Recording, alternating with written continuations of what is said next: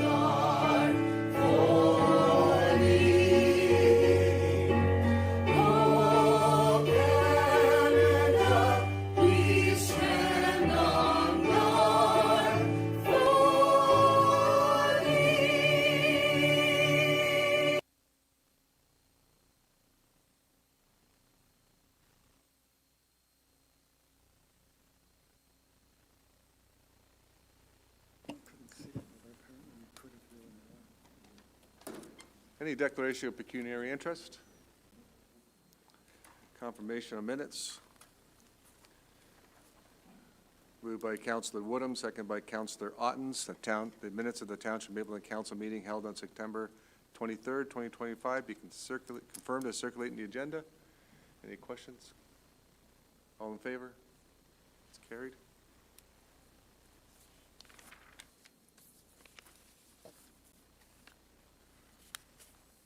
We have no matters arising from the minutes. Now we'll go under the Planning Act.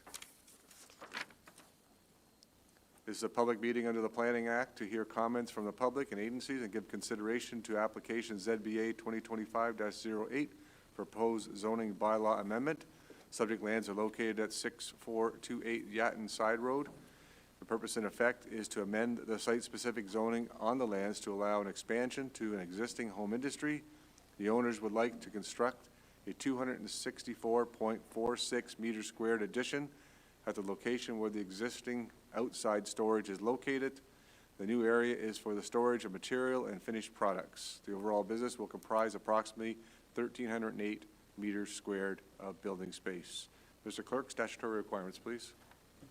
Thank you, sir. Staff can confirm that property owners, Mapleton staff, and agencies were provided with required notice by prepaid first-class mail or email on September 18th. There's a comment summary included in the Township Planning Report.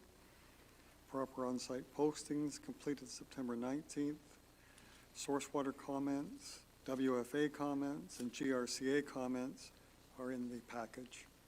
I do have a submission from the County of Wellington that I'd like to read out as it was received too late to make the agenda. It's from Jamie Barnes, planner of the County of Wellington. He says, thank you for circulating the notice of complete application. They have reviewed the application. It is our understanding that relief is being requested from the Township of Mapleton Zoning Bylaw 2010-80 to amend the current site-specific zoning on the land to allow the expansion of the existing home industry through the expansion of an existing building. Overall, the buildings in the business will be 1,308 square meters. The subject property is designated as prime agriculture, greenlands, and core greenlands in the county official plan. Identifying features include significant woodlands, as well as Grand River Conservation Authority slope, valley, slope erosion allowance, and floodplain. Section 6.4.4 of the county official plan permits small-scale home industries on prime ag lands that have a limited number of employees and minimal off-site impacts. Planning staff note that the use is existing, and the zoning bylaw amendment would allow for the operation to expand.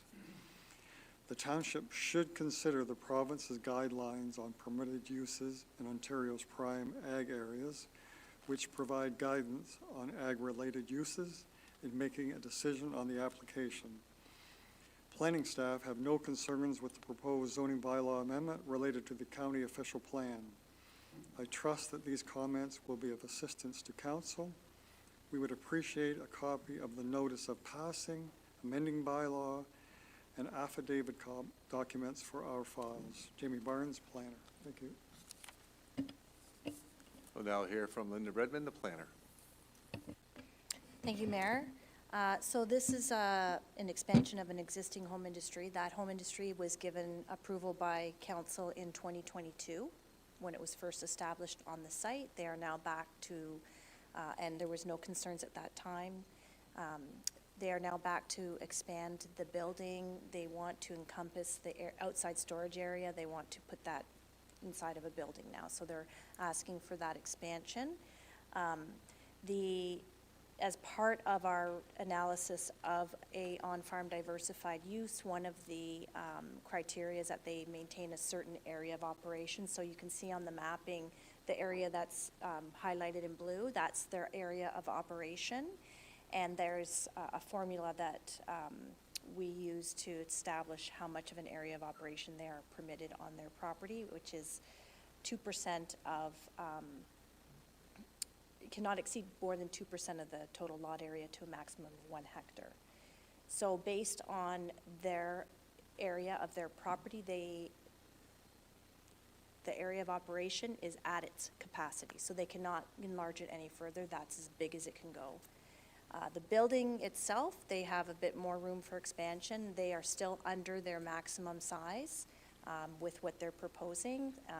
At the 14,000 square feet, they could go a little bit bigger, but not much. So they're pretty much at capacity there as well. We have no concerns. It's in keeping with the provincial planning statement with respect to on-farm diversified uses and what is permitted on these farm parcels. So we have no concerns with the addition. Thank you, Linda. We'll now hear from the owner or the applicant, which is Solomon Martin. Solomon, do you have anything to add? Thank you. Are there comments from those in attendance? Please indicate so and state your name and address for the record. First, hear from those that are in support of the zoning amendment. Anybody here wishing to speak in support of the zoning amendment? Please come to the podium and speak in support, please. State your name and address for the record. Just push the button first, Barclay. Thank you. Barclay Knapp, Wellington Federation of Agriculture, Posledge Township. We had submitted a letter and Larry had invited me up here to speak, so I appreciate that. The Wellington County is the hub of agriculture, innovation, research, and leadership in the province. Protecting and preserving Ontario's agricultural land for the purpose of growing, harvesting, and producing food is Wellington Federation of Agriculture's priority. WFA is the largest farm organization within the County of Wellington with over 1,500 members and works in unison with the Ontario Federation of Agriculture. The WFA is appreciative of its ability to comment on ZBA 2025-08, 6428 Yatton Side Road, Mapleton, to amend a site-specific zoning on the land to allow for expansion of a 264.46 meters squared to an existing home industry to store material and finished products. The WFA supports the approval of this application as is directly in line with the provincial policy statement under the Ontario Planning Act.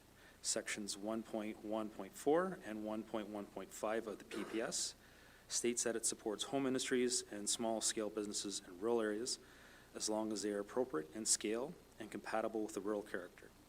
For this reason, we believe that this parcel should not be set to specific zoning, but rather an expansion of this nature should be as of right. Earlier this year, WFA completed a zoning bylaw template project to provide an analysis of the current bylaws across the 7 lower-tier municipalities of Wellington County and aims to provide a cohesive approach across the county. On pages 6 and 7 of the attached template, you will note that the event planning applications meet the criteria for on-farm diversified use. Then our suggestion is as stated. The guidelines recommend that municipalities should adopt as of right uses for agriculture uses and other permitted uses that are clearly compatible and appropriate in prime agricultural areas. As of right zoning means that property owners would establish any of these uses as long as they apply with the applicable bylaw requirements for the uses. Adopting as of right would streamline the process for not only the applicant, but also municipal council and staff. For the above reasons, WFA supports the zoning bylaw amendment and is always open to collaborating with staff to give insight in enhancing a cohesive approach to agricultural applications. Thank you, Barclay. Anybody else wishing to speak in support of the application? Anybody wishing to speak in opposition to the application? Any questions from members of council to the applicant or planner? Councilor Martin. Thank you, Mr. Mayor. This is for Ms. Redmond. Just comment or a question, I guess, around Mr. Knapp's suggestion around the as of right. Your department seemed quite supportive of this application. What would be holding us back from moving towards that more of a streamlined approach, or is there still considerations that the planning department wants to have for these applications versus the as of right? Linda? Thank you, Mayor. Great question. So you'll see later on in the agenda package that there is a report from Wellington County, and part of that report includes some of their official plan amendment coming forward. One of them is to add the provincial planning statement policies on agricultural lands to update the official plan to include the current PPS policies with respect to on-farm diversified uses and other prime agricultural lands. So currently, the county official plan, which is the township's official plan, the one we use, their prime ag policies don't incorporate the current policies under the PPS. So until that happens, our zoning bylaw, we have to be in conformity with our official plan. So once they incorporate those changes, if council so chooses, we can also amend our zoning bylaw to reflect the current provincial policy criteria. Because right now, the home industry provisions are the provisions that are in keeping with a former PPS, the older, like I think 2005 PPS. We're now working with a 2024 PPS. So that's one way to update. We have to wait until the county OP does their work, and then we can follow suit with our zoning bylaw. Having said that, a zoning bylaw can always be more restrictive than the provincial policies, but it can't be less restrictive. So council has the right to implement whatever policies they want. We can maintain the current home industry policies and then continue with the way we're doing it, where we evaluate each request on its own merits as it comes forward, and we can move forward that way. And then my role is then to report whether or not what's being proposed meets the current provincial policy statement, and then council can decide whether they want to approve it or not. So you have that option. If you want us to update the zoning bylaw to open it up to meet the current PPS policies, then that is direction that you would provide to the planning department, and we would do a housekeeping amendment to the zoning bylaw strictly for the on-farm diversified uses. But we wouldn't be able to do that until the county updates their county OP. Thank you, Linda. Further questions from council?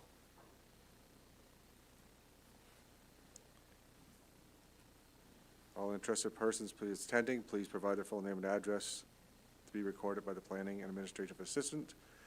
This public meeting is now concluded. Thank you for attending the public meeting. Resolution here moved by Councillor Otten, second by Councillor Woodham, that Township Mapleton Council receive for information planning report ZBA 2025-08 dated October 14, 2025 regarding part lots 16, 17, and 18, concession 1 and municipally known as 6428 Yatton Side Road. Any further questions from council? All in favor? That's carried. Moving on to item number 7, which is delegations. First one up is the Drayton 150 Celebration AB. Welcome, Ab, and looking forward to hearing all the great things about the Drayton 150.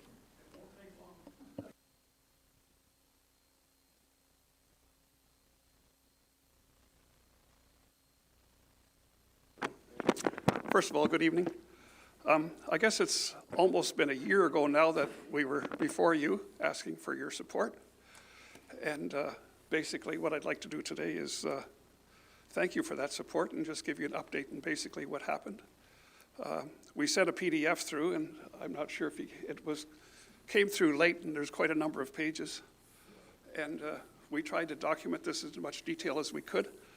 And I'm going to leave you with a binder this evening, which has actually got more pages in it than you received. And we tried to be real good stewards of what we did. So I'll just have a little presentation. On behalf of the Drayton 150 Celebration Committee, I want to extend our thanks to Mapleton Township for your support and cooperation making Drayton 150 anniversary celebration such a success. From the very beginning, your willingness to designate this as an official township event set the tone for what became a true community milestone. We especially appreciate Council's decision to move your Canada Day activities to align with Drayton 150 weekend. That adjustment allowed us to pool resources, avoid duplication, and maximize community participation. Equally important, the support of your township staff, their cooperation, guidance, and on-the-ground assistance helped us navigate logistics and secure facilities. It demonstrated partnership in action. Some of our celebration highlights: the weekend of June the 27th to the 29th was filled with events for all ages. The historical parade, car show, soapbox derby, live music, tribute performances, pickleball, cornhole tournaments, breakfast, chicken and beef dinners, children's programming, exhibits, and grand fireworks finale. Hundreds of residents, families, and visitors participated, creating memories that will live for years. The Legacy Fund, it just kind of happened as this progress went through, which is really quite amazing. One of the most remarkable outcomes of the celebration is the creation of the Drayton 150 Legacy Fund, which will begin with a balance exceeding $115,000. This was made possible by the overwhelming generosity of our sponsors, donors, and community members. The fund will be managed by the Drayton Community Citizens Association, a local organization with a proven track record managing similar funds responsibly. Each year, distributions will be made to 5 key community organizations: the Food Bank, which will be the major benefactor, the Drayton Youth Center, the Drayton Agriculture Society, the Drayton Historical Society, and the Drayton Legion. This ensures that the spirit of the Drayton 150 will continue to benefit our community for generations. I can't say enough about our volunteers. Equally inspiring was volunteer participation, from planning meetings to serving meals, guiding floats, running children's activities, and setting up and taking down venues. Volunteering was the lifeblood of the celebration. Their enthusiasm and commitment exemplified, making Drayton and Mapleton such a special place. Once again, thank you to the Township of Mapleton Council and staff working alongside us on this journey. Drayton 150 was a celebration of history, unity, and generosity, and it was only possible through the true community partnership. Together, we have honored the past, celebrated the future, and laid a foundation for the future. Thank you. So what I've left here, like I said, I have a binder that I'll leave with you. Get somebody that's younger than I am to pick this up. And for somebody that might not have been there, there's programs for the weekend. There's actually an executive summary right here that I think you've got, but maybe it's better in print, so everybody can get one of those. And you can, it's here, Patrick. If you want to hand these out to council, then I can be on my way. unless you have some questions. Thank you. I've just remained there for a second in case there's some questions or comments. Council members? Comments, questions? Council Martin? Just quickly, I just wanted to offer a congratulations to both you and the rest of your committee for putting on this event. Thank you for putting on this event. It clearly took a lot of work and a lot of energy, and I think that showed in the festivities itself over the weekend. So just a thank you from me. Thank you. Yeah. Yeah, on behalf of council of the town and the township as a whole, you, the volunteers, all the organizers, thank you so much for putting all the effort into making this event really, it was It was really all well worth done. it. It was an amazing It was weekend. an amazing event. I was there Like I every said on the day. signs coming in, it's going to be a party and you're invited. It was a good party. Yeah, it was a good party. Yeah, I was there every day and it was a fantastic event. So thank you so much on behalf of Okay. the township. Great, thank you. I have a resolution here moved by Councillor Woodham, second by Councillor Ottens, the Township Mapleton Council receive for information delegation of APHES Link regarding the Drayton 150 final summary report. All in favor? It's carried. Moving on to the next delegation, we have Stephanie Drost, and Stephanie is going to talk about the before and after school program. Welcome, Stephanie. Good evening. Thank you for having me here tonight. I'm Stephanie Drost. Is that better? Okay. Good evening. I'm Stephanie Drost. 5 years ago, I was struggling to find reliable before and after school care for my children. For over a year, I researched options and reached out to Upper Grand District School Board and potential child care operators. When I brought my concerns to the Township of Mapleton, you listened and you took action. You implemented a before and after school program followed by PA day camps, March break, winter, and summer camps. My child care needs were met with consistent, reliable care. And as a working parent, I felt supported and proud to live in a community that not only heard my concerns, but acted on them. The last 5 years have been smooth, and I've been able to work with peace of mind knowing that my children are in safe hands. So when I heard about the proposed motion to end the before and after school program, I was shocked. My first thought was, how did this proposed motion come to be? So I started asking questions. I reached out to the staff at the Township of Mapleton. They were just as surprised as I was. They had no prior notice of the motion and no additional information to offer. How can the township staff support council if they're kept in the dark? I know that the before and after school staff also run the PA Day, March break, and winter camps. If these individuals are no longer employed by the township, these additional camps for the school year will likely disappear as well. I have not seen any communication sent to families about this potential change, and that concerns me. Also, if this motion is passed, existing staff will start looking for new employment, knowing that their current employment will end in June of 2026. What happens if all the staff find new employment before June? Who will run the program until the end of the school year? It concerns me that we would be left without before and after school care partway through this year. Next, I reached out to the council. I emailed all 5 individuals. Some chose not to respond, some were also in the dark, and one reassured me that a plan existed but could not disclose any details, including the identity of the potential operator. This left me feeling like important conversations were happening behind closed doors. There was no transparency. I was expected to trust that everything would somehow work out, but I had no facts and no confirmation that the before and after school program would continue and existing families would be guaranteed a spot, that the new provider would have the capacity to operate 2 before and after school programs plus the new child care center, and that PA Day, winter, and March break camps would continue to run. I wasn't satisfied with blind trust, so I did more research.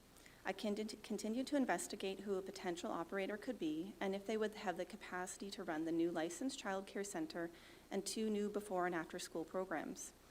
I started with Wellington County, who operates child care centers in Palmerston, Mount Forest, Fergus, and one in Guelph. I spoke to the manager of social services, who informed me that while they operate 4 child care centers, they made it clear that they are not in the child care business and only step in as a last resort. I also asked how many before and after school programs they operate, and the answer is 0. I also found out that a licensed child care provider must follow different staffing and education requirements than the current township-run recreational program. This means that current township staff may not be qualified to transition into a similar role with a licensed childcare provider. Next, I contacted the Community Resource Center, who operates childcare programs in Elora and Fergus. I emailed the executive director, who said, and I quote, "As our organization does cover North and Centre Wellington through our other divisions, early on in community outreach, we have been exploring options to expand into North Wellington without any formal decisions at this time." And while the Community Resource Center does run camp programs when school's not in place, it does not offer this service at all of their locations. Next, I reached out to the YMCA, who operates many childcare programs in Guelph and one in Arthur.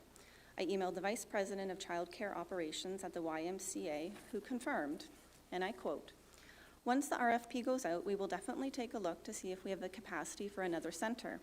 I thought it was the Catholic board that was issuing the RFP, so thought it was interesting that the township would cease care in the public board." I'm going to come back to the RFP process in a minute. She also said, and I quote, "I worry about staffing. We often find it hard to get qualified staff in our rural locations, and now we would need both full-time and part-time staff for 2 locations." So I asked her directly, as a childcare provider, what would be an attractive RFP to bid on? And this is the response, and I quote, "An RFP with a childcare center and a before and after school care at the same school is fine, as it is easier for staff to move around. However, when you add in another program in the mix from a different school, it could get complicated.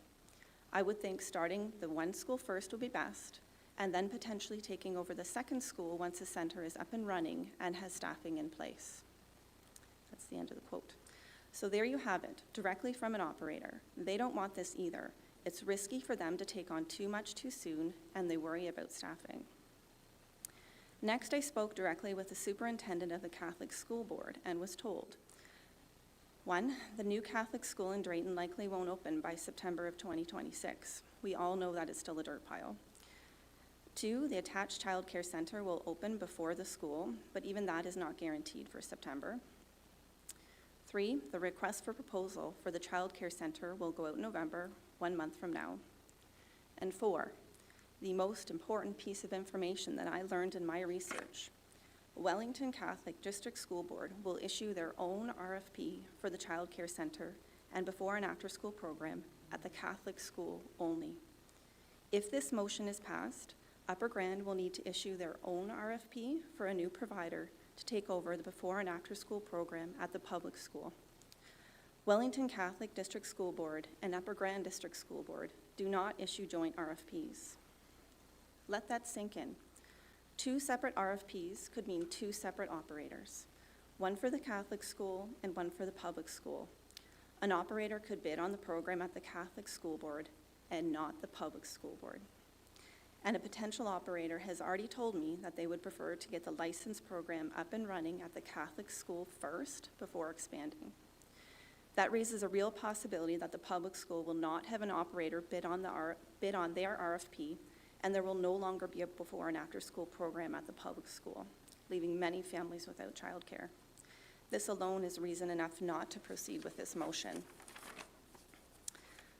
Lastly, I communicated with the child care manager at Upper Grand District School Board, and she confirmed what I heard from the Catholic School Board, and I quote, "Should the motion be passed resulting in there no longer being a program at Drayton Heights Public School, families of children attending the before and after school program located at Drayton Heights would not be guaranteed space to attend the before and after school program at the new Catholic school, as this is a separate program from ours, and the designated before and after school program third-party operator would be operating under an agreement with the Catholic School Board to provide care for students attending the new school. Upper Grand would need a third-party child care operator to go through our RFP process and be awarded an agreement to operate a before and after school program at Drayton Heights." That's the end of the quote. So to summarize all of my research, with this proposed motion, we risk losing seasonal camps such as PA Day, March break, and winter camps. Staffing requirements for licensed centers are more stringent. Existing township staff may be left behind. They will start looking for new employment, and once found, we could be without a before and after school program during this school year. A potential operator has told me that it would be complicated to launch all of this at once and are concerned about staffing. It's too risky for them, and they would prefer to get the licensed childcare center up and running at the Catholic school first. And most importantly, 2 separate RFPs could result in only the Catholic school receiving care. So I circle back to my first question. How did this proposed motion come to be? What conversations were happening behind closed doors? Why weren't township staff consulted? Why were counselors not provided the information needed to address residents' concerns? And how did nobody know that 2 separate RFPs needed to be issued? I shouldn't have had to go door to door to get answers to questions that I had. This process has lacked openness, clarity, and accountability. And as a working parent, and as someone who has seen this community rise to the occasion before, I urge you, do not approve of this motion. It's premature and is not in the best interests of families in our community. Thank you. Thank you, Stephanie. Questions from members of council to the delegate? Okay, thank you. A resolution here moved by Councillor Otten, seconded by Councillor Woodham, that Township of Mapleton Council receive for information the delegation of Stephanie Drost regarding the before and after school program. All in favor? It's carried. Moving on to the next delegation, which is Nicole Shields. Nicole, welcome. Good evening, Mayor, council members, and fellow residents. My name is Nicole Shields, and I'm a parent of 2 children who attend Drayton Heights Public School. I'm here tonight, along with many others, to express my deep concerns regarding the recent decision to close the before and after school program that has served so many families here in our town. My husband and I moved to Drayton 4 years ago, and one of the things we did before we moved here was make sure there was a before and after school program for our children to attend to, because without that, we wouldn't have been able to move to Drayton. We both work outside of town. I commute to Kitchener and he commutes to Listowel. We both rely on the before school program as I drop my kids off every morning right at 7:30 when it opens. The reasoning why the township wants to seize our program does not sit well with me. It seems silly, to be honest. I feel like you could have handled this in a very different way. You could have called a meeting with parents whose children attend the program. You could have done a survey. However, this was a quick decision made by council, and we all found out the wrong way, by word of mouth. We hear the township does not want to fund this program after June 2026 because you hope for the government to bid on our location and run a before and after program at Drayton Heights. I just do not understand how this is going to happen when the new school has not even begun construction yet. The new Catholic school is going to accommodate 222 students from JK to grade 8, and it will have a licensed childcare center for 64 children. There is no mention of a before and after school program. When Mr. Lecce visited Drayton, he stated it usually takes 3 to 4 years to build a new school. However, our new school would be open by September 2026. So why is this different? What is the holdup now, and how do you intend to meet this deadline? There are going to be children coming from surrounding communities to attend this school, yet you want to close our current program because of funding? You should keep this program running until the new school opens, collect all the data and the numbers, and then base your decision off that. Not now, when you don't even have another party to take over. The before school program has 27 kids enrolled of 30 spaces. The after school program is full with 30 kids. If I do the math, that's approximately $144,000 for 10 months that the township is getting from us parents. That does not include PD day camps, March break camps, or the summer camps. Therefore, if you're saying you don't want to fund this, I'd like to know where my money's going. What about all the other camps that the township runs? Where am I supposed to send my children during PD day, March breaks, and the summer? Is the township still going to offer these programs? You stated that there has been a significant growth currently and planned for this community. Other than the fact that you do not want to fund the program, wouldn't now be the time to keep it open, to give more families options? I'm sure you have heard in the news that some other rural communities have government-funded centers and they have been closing. The reason why? They can't keep them staffed. Unless you live in Drayton or the surrounding areas, who is going to come and drive here and work 7:30 to 9 and then return for the after-school program from 3 to 6? The staff you have currently working at the Drayton Heights before and after school program are nothing but amazing. They have built relationships with our children and us as parents. They know the needs of our children, and they always go above and beyond. Knowing the fact that they could potentially lose their jobs is not right either. Have you thought about the effect that this would have on our children? They hear us talk. They know something is going on. Yes, they are kids, but they still have feelings and emotions to consider. Council, I would like you to put yourself in our shoes. What would you do if you had young children who required before and after school care to find out that the program was closing and you had no other options at the time? I hope you would fight like we are, because we are the only ones who can advocate for our children. This is very premature to close the township program. Closing this program at the end of the school year without offering a reasonable alternative is irresponsible. It places an enormous burden on families. Mayor, you said, I quote, "The township intends to make sure all families are taken care in the municipality." I would like to know how you plan on doing that. How can you guarantee that everything will be fine and my children will be taken care of and I can still go to work? The future of our town is based on decisions that we make together. Every voice matters, every choice counts. Let's choose what's right. I strongly urge you to change your mind in closing this program that's working so well for our community. As you stated, Mayor, everybody matters or nobody matters. Thank you for your time. Thank you, Nicole. Any questions from members of council?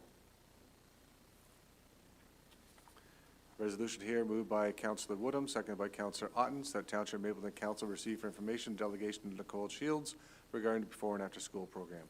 All in favor? It's carried.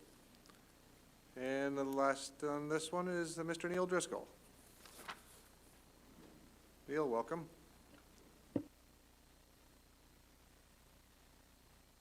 It's a pretty hard act to follow. But, yeah, so good evening, Mayor Davidson and Council. I'm here as a delegation to inquire about the Mayor's Notice of Motion 13.1. I apologize for not having an article written and, excuse me, submitted in time, but as most of you know, I usually speak from the cuff or my heart. But I actually did take down notes today, so bear with me. So what I'm here about again, Mayor, is your Notice of Motion 13.1 about before and after school child care program. I don't have any children or grandchildren affected by this motion, but I share the same concerns that many residents do. And it's surprising, even when you're not in office, you get these calls from folks that are concerned. And that's what brought my interest to think that I should speak up on their behalf. Mapleton Council tried for years to get this program running, but with no staff to spearhead the program, it never happened, unfortunately. In fact, Mayor Davidson, you campaigned on this program, and now you're wanting to take this important program operation away from Mapleton staff and residents. I question you why we are in such a rush to cease operations of the program. The program seems to be working very well. And from the budget forms that I've read on your website, the program only cost us $30,000 and there's a waiting list of 22. Why can't Mapleton manage the program on a larger scale when new schools' facilities come online? Did you consult staff or program users on the before and after program? Usually that's how business decisions are made.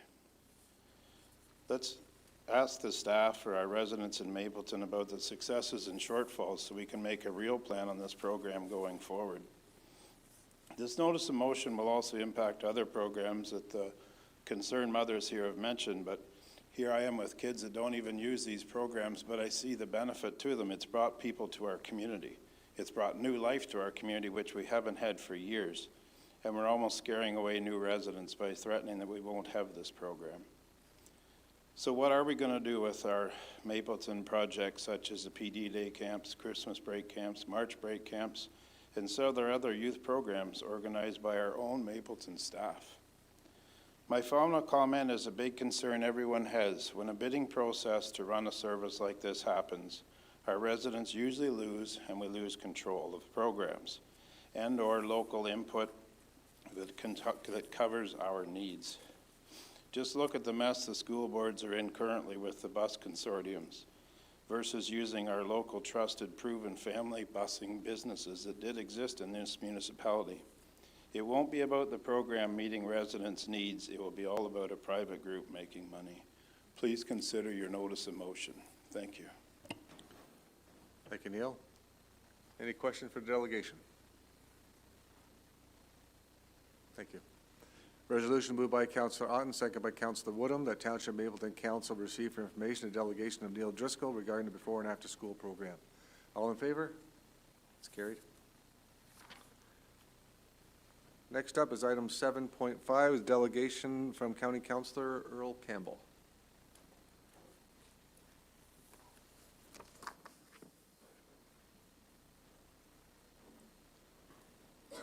Good evening. So Larry told me to keep this under an hour. So I've distilled the county agenda from September 2025, which was 587 pages long, down to 2 pages. So I'll take questions at the end of it, but I'll do my best. So also a first in September, the county joined the 20th century. We are now live streaming our meetings. It was a soft launch in September. Everything worked well. And going forward, if you're really bored, you can watch us on TV. Anyway, so we start September 2020, the roads agenda. So Roads Committee received a report from Greenlands on the redesign of concepts for Bellside Ave in Fergus. They also received a report from Safe Communities for traffic calming pavement marking concepts. This is to do with your ASE revenue programs. People are asking out. There's also a request in that same agenda from the Township of Pushlands for traffic study on Brock Road in Aberfoyle. Again, all to do with ASE revenues, where to spend it, how to improve road safety and do traffic calming. And of course, that may be even more critical by the end of this month, depending on what the province eventually decides to do. We also, that committee ordered a contract for rehabilitation work on the Flax and the Simmons bridges. Both of those are on Wellington County Road 11, which is, of course, near and dear to our hearts. They were awarded for just under $2.6 million, likely to start in the spring, possibly later this fall, but more than likely the spring. And I understand that the Flax Bridge at the end of County Road 11 will be the first. And then once that one's done, then they will move in to do the one in the Village of Drayton, which is the Simmons Bridge. So both of those are scheduled for next year. Also, actually not part of this agenda, actually part of this morning's agenda, but in the update for next year as well, County Road 12 between concession 14 and 16 is having a culvert replaced, and County Road 10 between concession 8 and 6 is having a culvert replaced next year. Not sure the size of those culverts, so I don't know, the duration of those road closures, but there will be road closures on those 2 county roads next year in Mapleton. Solid Waste Services. Committee staff were directed, this is how things happen on the fly. So staff were directed to opt in and negotiate with the producer responsibility group organizations for expanding recycling collection services for the business core. So basically, July 1st, we switched over to the new program, residential only. If you have a small business in a downtown core, sorry for your luck, we don't do it anymore. The county didn't find that acceptable. They already went out and negotiated a deal and are currently servicing 14 cores, and we thought this is great. Now we can opt in permanently. And 2 weeks later, we receive a letter from the minister saying, we've talked to the operators group, they don't want to do this anymore. So we're kind of back to square one. So there'll be further updates in the fall, and hopefully we'll have something sorted out by December. But at this point, that one went up in smoke pretty quick. The other thing that came out of the solid waste report for September was May 1st, they started diversion of the 3 new materials, which were mattresses, shingles, and drywall. Mattresses 110 tons, shingles 106 tons, drywall 91 tons. So a total of 308 tons diverted in 4 months. Okay. Great start to the program. This works out to an estimate of about 4% of the annual tonnage, which over the 25-year current expected lifespan of the landfill would add 1 year to the life of that landfill. The other thing that came out is a calculation as well, because mattresses, as you know, don't compact very well. They take up a lot of space. It's estimated that they take up about 13% of the space in the landfill. If that estimate's correct, that adds another 3 years to the total landfill capacity. So just by pulling mattresses out and not having to try to compact them and deal with them, They're doing that. So we then move on to the OPP detachment report. They amended a bylaw for taxi cabs and limousines, vehicles for hire. This amendment was to remove a 10-year age restriction. So currently, there was a restriction you couldn't operate a vehicle in those classes if it was more than 10 years old. We only have one operator, that's in Center Wellington, and they very politely advise us that, you know, we have to do safeties twice a year, and if you leave that restriction in, the market isn't there to support the handicapped vehicles. So when we age out on those, we will not be replacing them. The board thought, okay, let's loosen the, you know, strings up on that a little bit. And again, they get safetied every 6 months. They get inspected annually by a county staff. So that change was made. We also received correspondence from the Township of Pushlands. They're starting an AMP program, and they are actually taking over parking tickets in the Township of Pushlands. So that started, actually, I think it started in July. That letter, that correspondence was a bit late, but anyways. So they're now doing their own parking tickets down there with their bylaw enforcement officers. We'll see how that works out. Supplemental to the OPP, we've already had a meeting on that committee this month. The province is delayed by a month the annual reconciliation, so we really don't know where we're going to end up for this year. And we have been told that they're going to try to keep the annual increases for 2026 under 11%.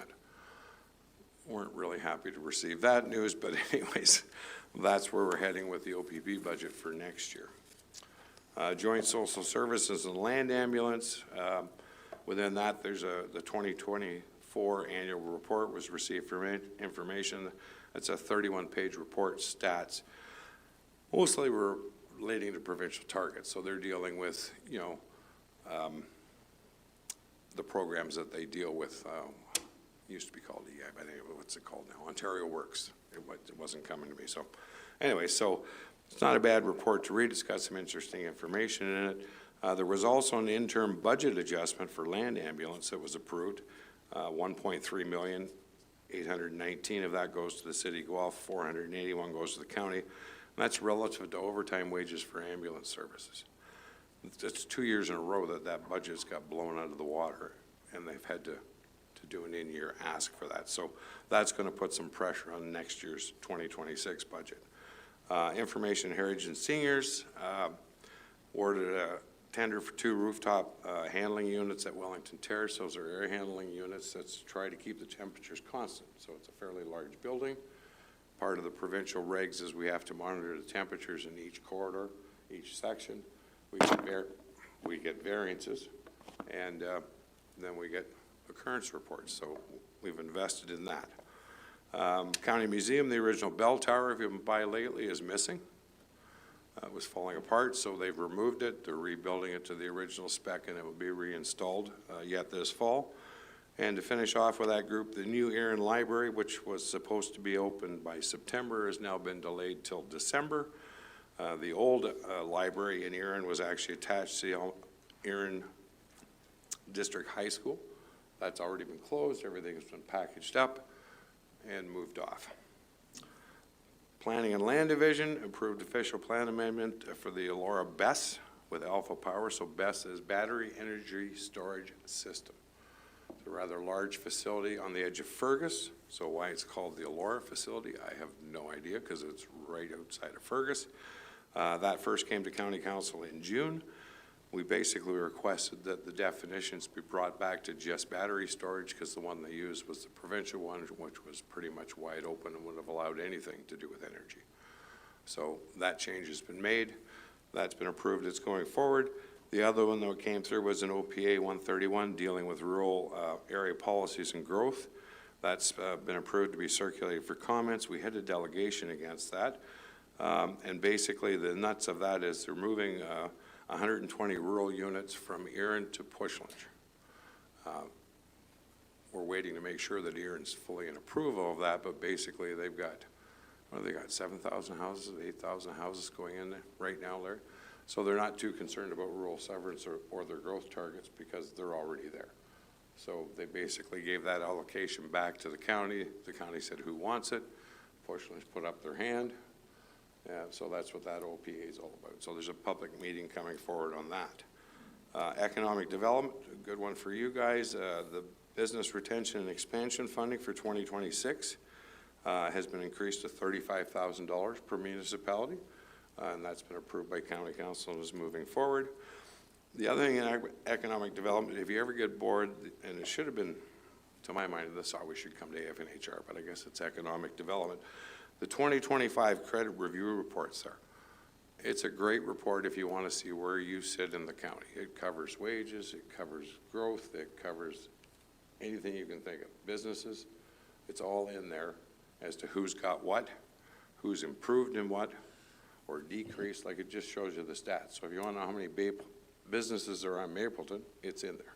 You want to know how many residents there are? It's in there. If you want to know the average household income in Mapleton, it's in there, right? And it compares you to all 7 lower tiers. So it's a good report to read if you want to figure out where we sit in the county lens from growth and contributions, et cetera, et cetera. Then we move on to AFNHR. So AFNHR, I'm sorry, ladies, but I'm going to talk about childcare. We reviewed potential development charges for daycare capital growth programs. This one's going to be a hard sell. No disrespect to the audience. So basically, the county, as was stated, don't really run these programs. But in conjunction with the province, we have several facilities that are up and operating, but it's based on provincial funding. There was a request from 2 county councillors to have a look at whether or not we should be collecting development charges to help capital expenditures to build these programs in the future. That has not yet been approved by county council. We can only collect development charges for future growth. We can't collect development charges for existing shortages, so that would have to be defined as to what we have, what we're missing, and then what the growth would be. So this becomes a much larger budget question that has to be answered yet. So it's been to committee once, but it will have to come back through the budget process to decide. And if anything was done, there will be a complete review in 2026 for a new development charges bylaw, and it'll be done at that time as opposed to a standalone. So it would be incorporated into the next development charges review. We also approved the first application of the new community housing development funds. So basically, the county had $7 million that was originally tied to the continuum of care. That was put into a housing reserve fund. There was a request again by a county councillor to come up with some kind of a program to get that money out into the community as opposed to it sitting there. So we came up with a program, 7 municipalities, $1 million each. Give us your housing proposal. Okay, so the first one to come through was from Guelph-Aramasa, and it was approved to expand an existing nonprofit seniors apartment complex, Squire Lodge is the name of it, adding an additional 23 units, 10 of which would be affordable, 13 of which would be at market rent. So that has been approved. I think the ink's been signed, if I'm not mistaken, and hopefully they'll get that project going. So there's the first one out the door, and it puts a roof on something. We reviewed the commodity hedge price agreement, so we do that on an annual basis. We basically hedge natural gas and electricity.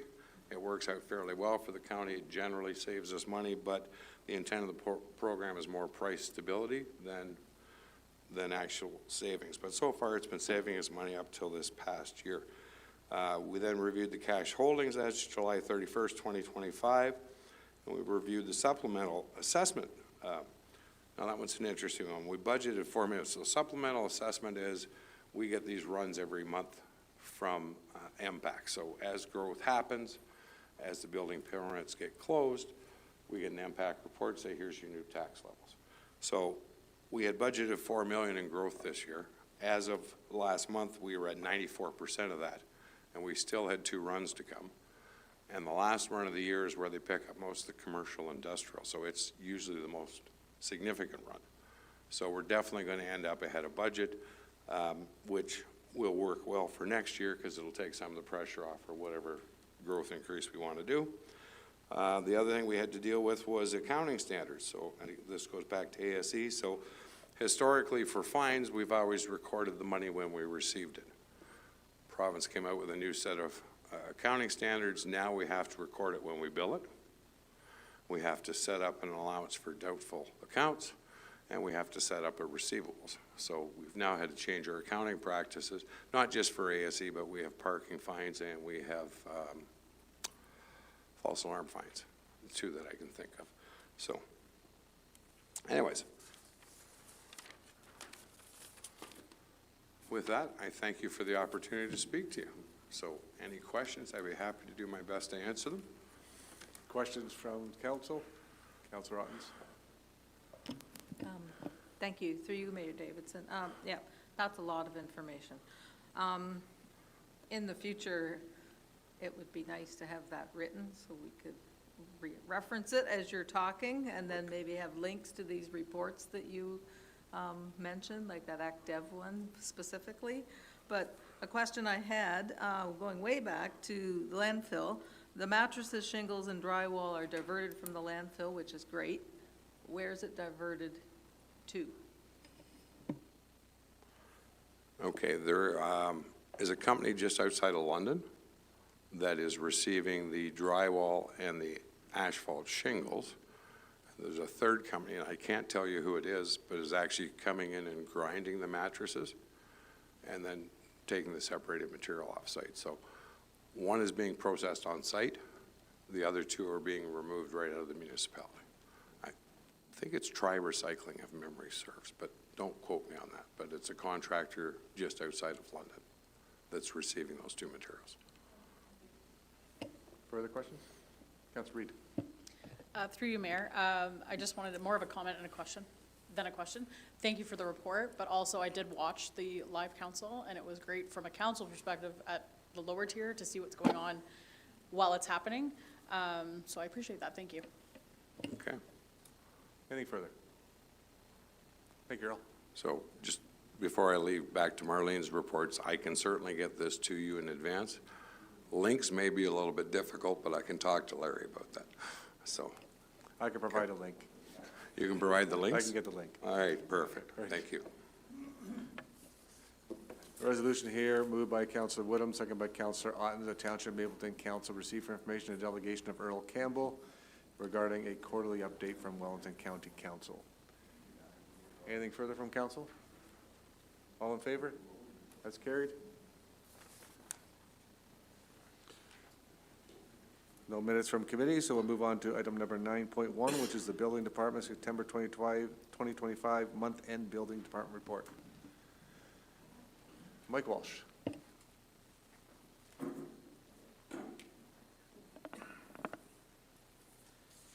Thank you, Mayor. I got some good news. We have finally released a foundation permit for the new Catholic school, so that should be getting started immediately. And then as for September, it's a pretty good month, strong numbers. 1/3 of that was just one single permit, so we're seeing very large buildings continue to go up on our farms. And yeah, it was a very good, above average month. Any questions? Moved by Councilor Otten, second by Councilor Woodham. The Township Mapleton Council received for information BD 2025-11 dated October 14, 2025 regarding permit activity for the month of September 2025. Questions from members of council? Off the hook again, Mike. Thank you. All in favor?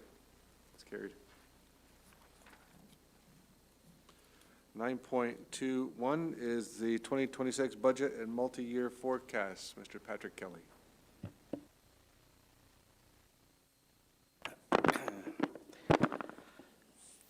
Thank you, Mayor Davidson.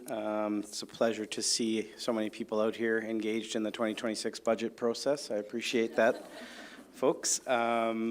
Gives me pleasure tonight to formally table the Township's 2026 budget report and updated forecasts.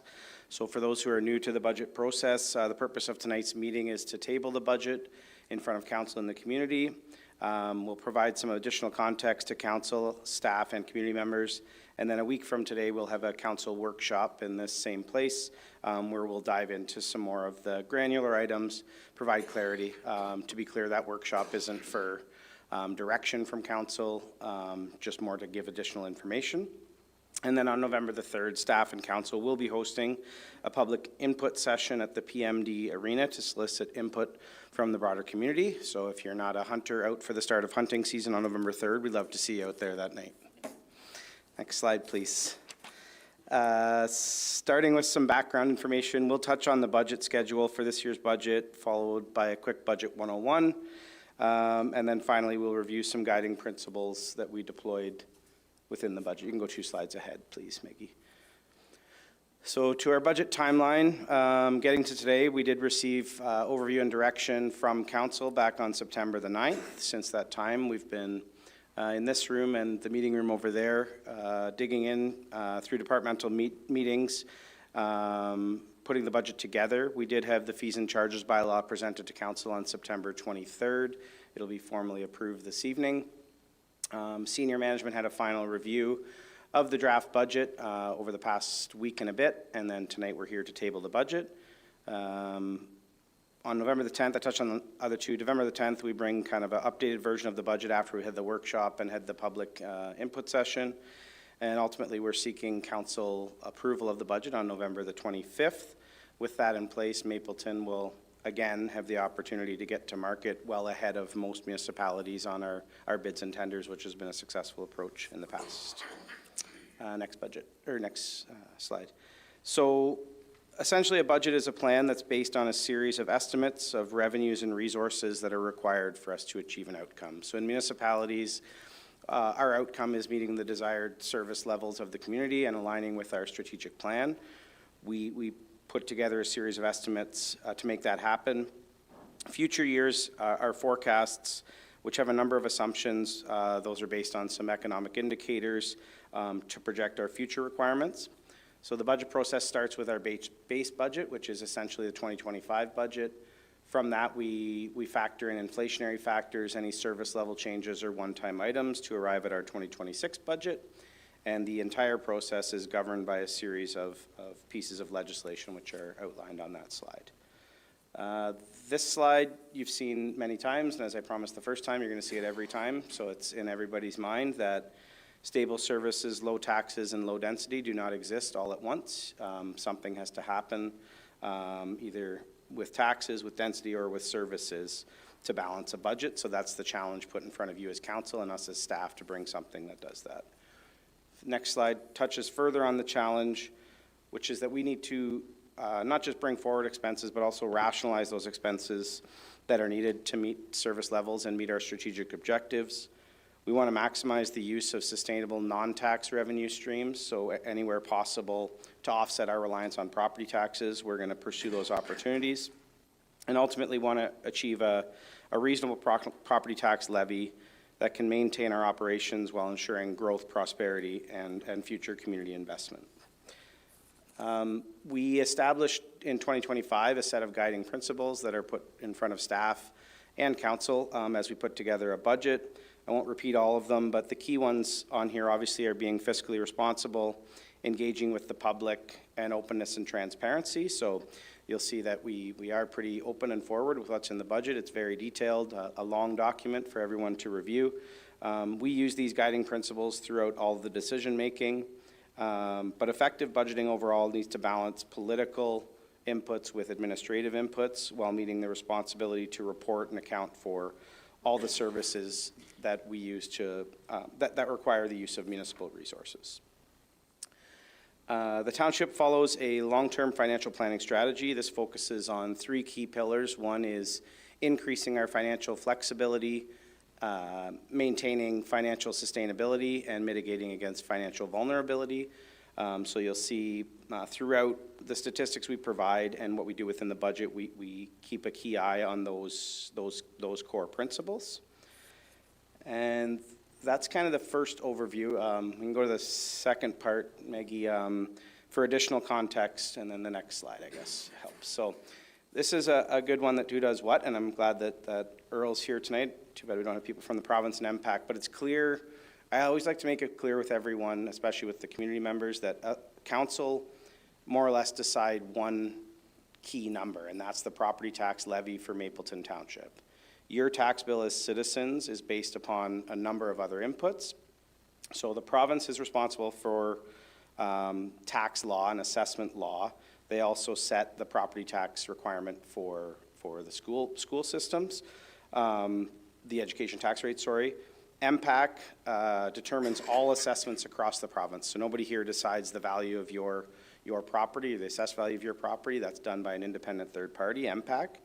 The County of Wellington is responsible for determining their funding requirements for county-wide services, such as the OPP and ambulance services that Mr. Campbell just highlighted. They also have the authority over setting tax policy, so the distribution across the different tax classes. Then it comes down to Mapleton Township. We determine our own local funding requirements. We calculate them based on the legislation set by the province, the assessments established by MPAC, and the ratios and policy set by the county. But the key part is all property taxes, regardless of whether they're going to the school board or the county or for Mapleton purposes, are all collected out at this counter. We collect on behalf of everyone, and we'll get in a little bit to the distribution of that shortly. The next slide dovetails well on Earl's presentation on assessment growth. So while across the county we're at 95% of the target, I would say predominantly that's thanks to the town of Erin and the gigantic assessment growth they've had there. Mapleton's, on the other hand, is sitting at 0.86% in 2025, not a significant amount whatsoever. But the practice in Mapleton, which I think is the most prudent one to do, is we don't rely on that assessment growth to subsidize our operating requirements. Assessment growth goes directly into infrastructure reserve funds because it is definitely not a sustainable funding stream. So in 2026, that assessment growth will generate around $91,000 in additional funds to reserves. The property tax levy, so the pie chart up on the top right, that's the distribution, a little fuzzy, but the colors and the sizes of the pie pieces will tell the story. So roughly 36 cents from every tax dollar collected here goes towards Mapleton services. The work that everybody on my right and left do every day is funded with that 36 cents. 49 cents, so almost half of it, goes to the county for county-wide services, and the remaining 15 cents goes to the school boards. The second graph that you're seeing is Mapleton's property taxes. That's the average property taxes going to Mapleton on a $363,000 assessment.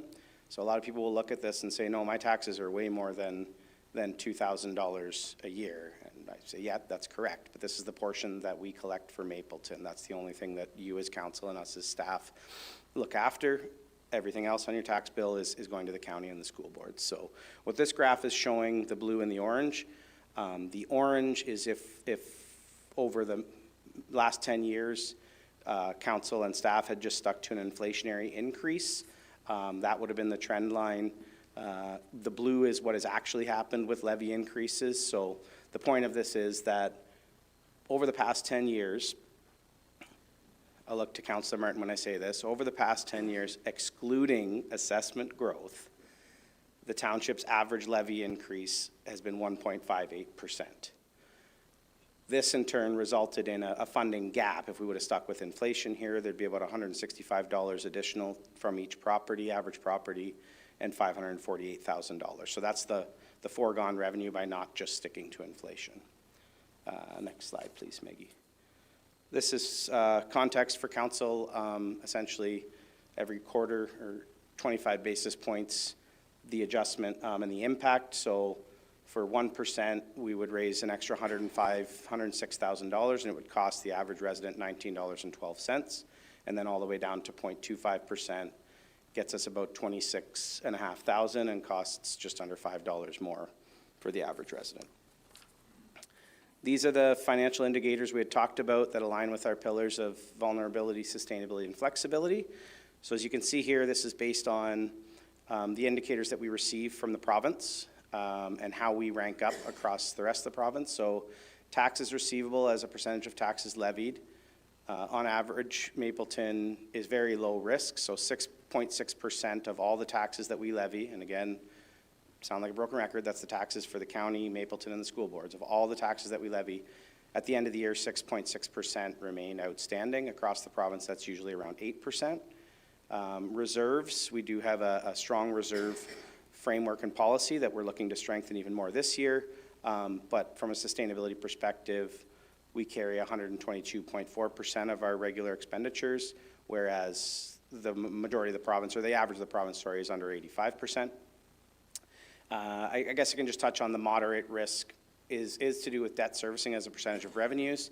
That risk won't show up next year because what we've done this year with moving water and wastewater debentures and the Jamie's Water Tower over to Northern Maple Utilities, that debt shifts over there, that calculation will change significantly. We can go to the next one just so I can carry on. Yeah, so before handing things over to our Deputy Treasurer, Rachel Carter, just provide some additional statistics from the most recent BMA study. So for those who don't know what that is, BMA is a consulting company that mines all the data from all the financial returns from any municipality that's willing to share their information, so the vast majority do. So this provides a summary of where we rank in relation to the province on some key categories. So average income in Mapleton, on average, the household within Mapleton earns more annually than the average across the province. The second one is the key one, and when we talk about low density. So across the province, the number of residents per square kilometer is 559 people on average. In Mapleton, it's 22. That's the second lowest in the entire province from people that responded to the BMA study. I'm sure there's some in the far, far north that have a lower number, but it's only, I want to say, North Middlesex. One of the ones in Middlesex has a lower population density than us. Obviously, that's because of our vast farmlands, which we're proud of and ensuring we have in place. Net levy per $100,000 assessment. So in Mapleton, you pay $1,200 per $100,000 of assessment. Provincial average is $1,204, so we're right on par with that. And then the last one, own source revenues. So rather than relying on what I call non-sustainable revenue streams like grant funding and one-time opportunities, we make a habit in Mapleton of ensuring we have our own source of funding through the tax base, through user rates, through whatever, to sustain ourselves. Anything that we get through the grant things just helps lessen the burden a little bit. So that's some background information, and now I'll let Rachel do a quick run through what we have in this year's budget.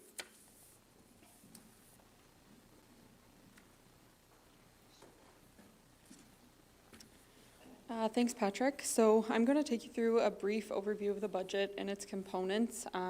As Patrick mentioned, next week's workshop with Council will provide additional details and can be discussed at a more granular level where necessary. I'll speak to the consolidated budget, operating budget, and service levels, and then pass it over to Amon to speak to the 10-year capital forecast, and then Patrick will wrap it up by discussing the debt overview, reserve and reserve fund overview, and an overall wrap-up on the bottom line. Next slide. So, as you may be familiar with from the past years, this is an overview of the types of the line items that comprise the three major components of the budget, which is the operating, capital, and debt and investments. Operating, you can kind of think of as the day-to-day. These are the expenditures occurred on a daily basis to provide our core services, so things like salaries and benefits for employees, our utilities, maintenance, repairs, supplies. Capital budget is our long-term projects that are capital in nature, such as construction of roads or buildings, large renovations, fleet acquisitions, etc., that are required to maintain or increase our service levels. And debt and investments is the financing to complete these projects and to provide these services, which may include debentures to fund capital projects, transfers to support capital and infrastructure needs, and transfers to mitigate significant user fees and tax rate impacts in a given year. Next slide. So this year, it's a little bit hard to see on screen, is a snapshot of our summary of the operating budget. As I mentioned, I won't go into too much detail today. More detailed discussion is probably better suited for the workshop, but I just wanted to highlight a couple of things. So you can see, or maybe not so well, in the 2026 budget, the net operating expenditures total just over $7 million. As a reference, the 2026 forecast from last year had projected about $6.8 million in net operating expenditures. So it's an increase of about $201,000. Primarily, now that we're closer to 2026, there's additional information available, so we're more able to accurately forecast our revenues and expenditures for the upcoming year. and thus the budget reflects this. The township continues to dedicate assessment growth to infrastructure reserves, given the volatility of this line item. And then overall, as you can see at the bottom of the page, after assessment growth, the net levy increase to existing residents is 3.1%, which matches the target that we established early on in the budget process. Next slide. So just to touch on some service level changes, the different types and what may drive a service level change in the budget. The four main types are service expansion, service reduction, service enhancement, and pilot programs. So a service expansion would be adding a new service or increasing the scope of an existing service. For example, increased crack sealing. An expansion could be driven by population growth, needs in the community, or technological advancements that make an additional service or an increase possible. On the contrary, a service reduction would be cutting back or eliminating an existing service. For example, reducing the maintenance in public spaces. This could be driven by budget constraints or lower demands, perhaps meaning that funds are better spent in another service area that has a higher need or demand, or funds may not exist to continue said service. A service enhancement is upgrading the quality of an existing service. For example, automation that enables faster response times from the township, or the ability to complete online applications. This could be driven by technological advancements that make this possible. And then lastly, pilot programs are temporary changes implemented to test new services or approaches to providing services. This could be something such as temporarily implementing traffic calming measures, just to make sure that they're efficient, and it's something that we'd want to continue with before moving forward.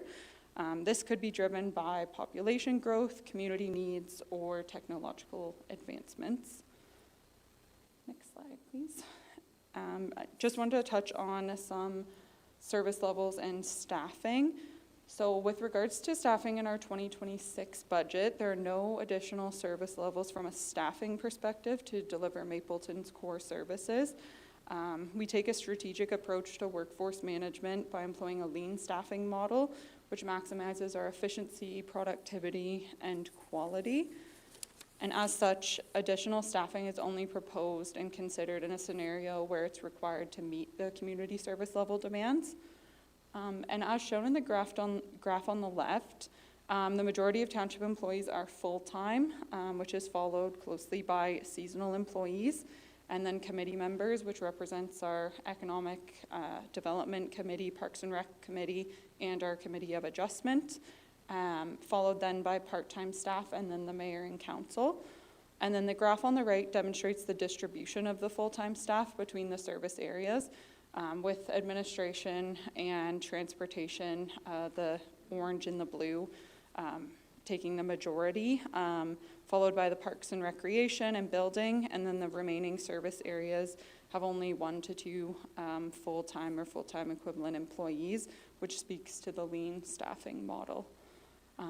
I'll now pass things off to Aman, our asset and procurement manager, to speak about the 10-year capital forecast.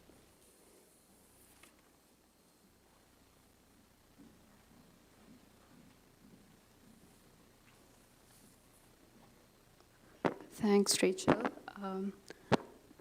Hello, so I'm here to give you guys a brief overview of the 10-year capital forecast in the 2026 budget. This forecast is a living document, and it's a key element of Township's long-term integrated financial strategy. Throughout the year, the forecast is analyzed and updated by staff from the data obtained through Township's asset management program. The primary goal of the 10-year capital forecast is to ensure long-term financial sustainability. There are numerous initiatives that are considered a priority across all service areas. However, the capital plan ensures that appropriate funding is available to make the right investment in the right asset and at the right time. Other goals include transparency, accountability, management of risk, diversification of our funding, as well as interdepartmental collaboration. Mapleton deploys a capital prioritization framework to determine which projects will advance to the earlier years of the forecast. And the criteria includes risk, regulation, health and safety, strategic alignment, external funding, as well as sustainability.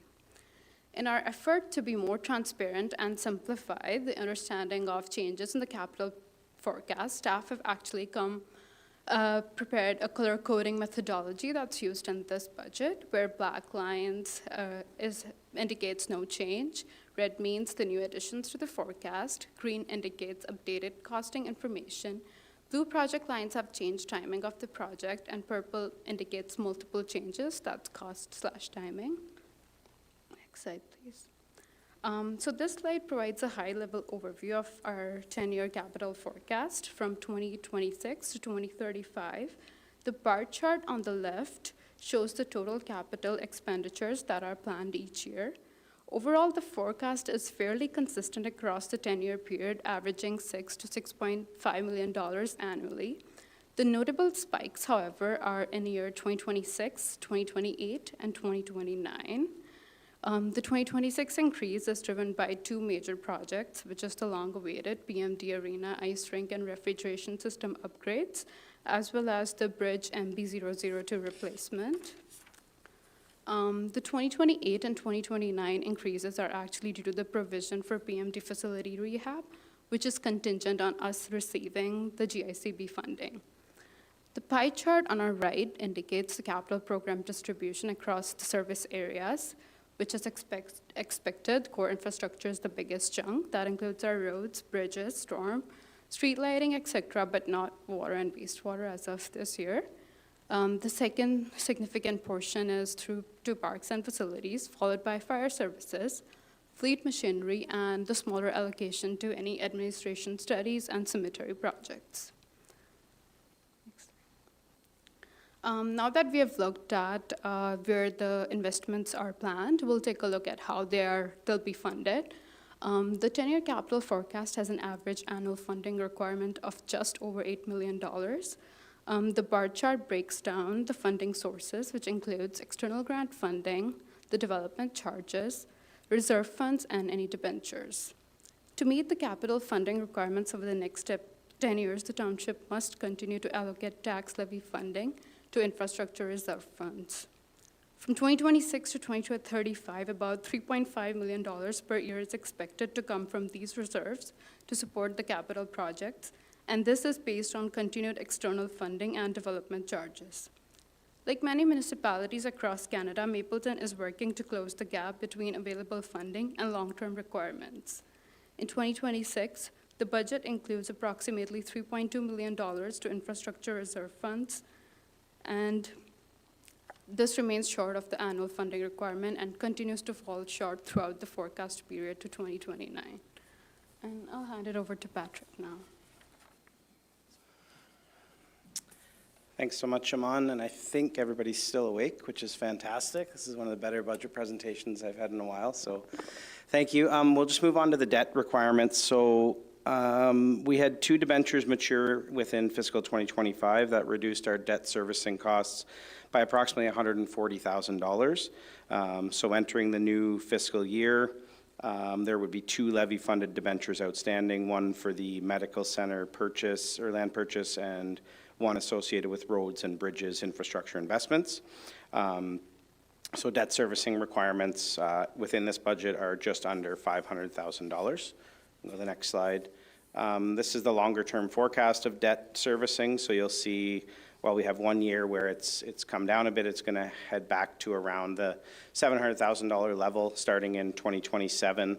That's based on the assumption that we'll be taking on debt for the PMD Arena ice slab and refrigeration plant. That larger project, we're looking at a $1.6 million debenture for that. Just looking at this, though, the debt is well within our annual repayment limit and keeps Mapleton in a solid debt-to-investment ratio position, which is an important part of our long-term strategy. A big piece of this budget is that it was built based on a the proposed new framework for reserve and reserve funds. This has been work we've been doing throughout the entire year. To be very clear, that the framework does not change the amount of money that's in the reserves or change the amount of money that we're putting into reserve or reserve funds, doesn't deviate from that strategy. It just aligns more with our asset management program as far as what's an infrastructure reserve and what's an operating reserve.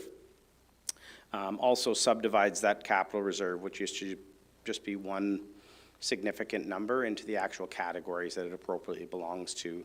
So we're planning sustainably for each asset category. As noted within the budget, this will be presented at our October 28th meeting for council's consideration.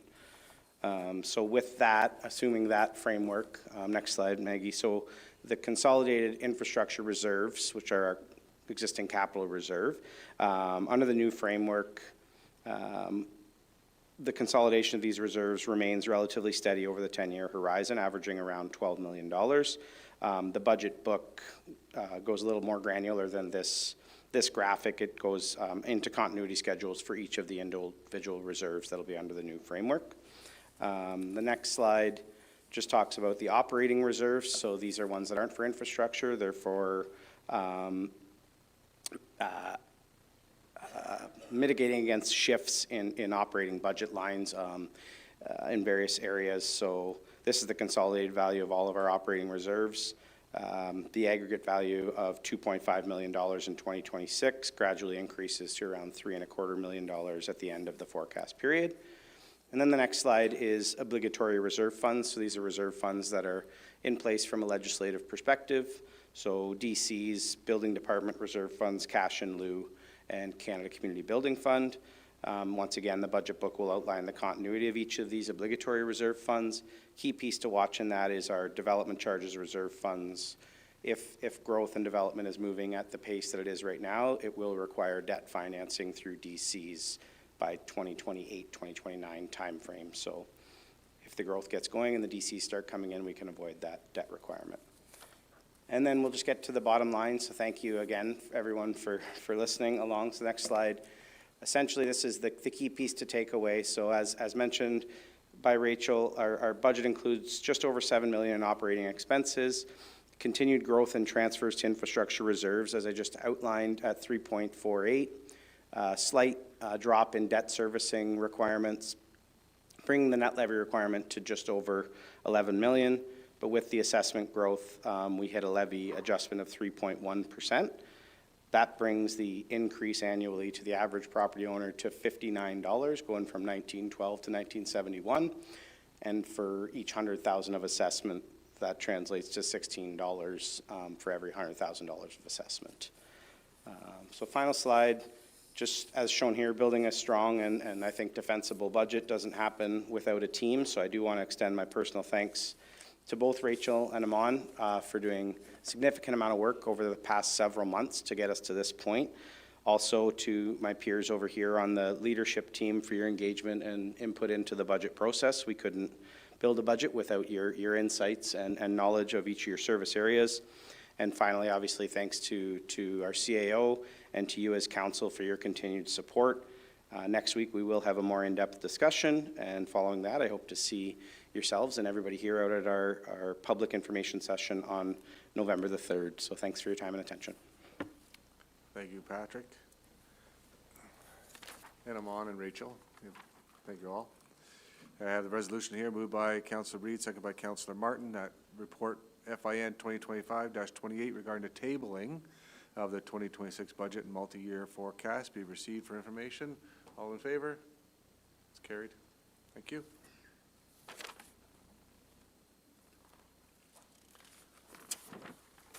Moving on to item 9.31, consent application B5925 and B6025. Linda, any comments on that?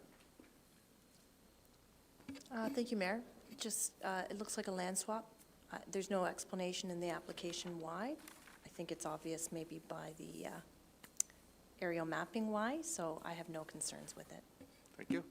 Resolution moved by Councilor Martin, second by Councilor Reid, that Township Mapleton Council support consent application B5925 and B6025 as presented on lands described as Part Lot 16 and 17, Concession 6, with the usual conditions and further that council authorizes the Planning and Development Manager to file with Secretary Treasurer of the Planning and Land Division Committee at the County of Wellington a letter of clearance of these conditions on completion of the same. Questions from members of council? All in favor?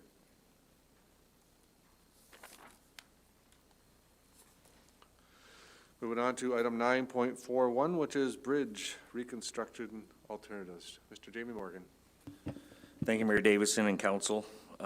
My apologies, I didn't have in my report, but there was previous council reports that did come about this structure over the last couple of years. So perfect timing, thanks to Patrick and the finance team for the budget, and that leads right into this, this structure being proposed for something in 2026. Most of the reports that came to council were more on historical studies and hydrogeology and stuff like that. So I had RJ Burnside put together a technical report here to give council some options on what they would like to see done with that structure, including costs.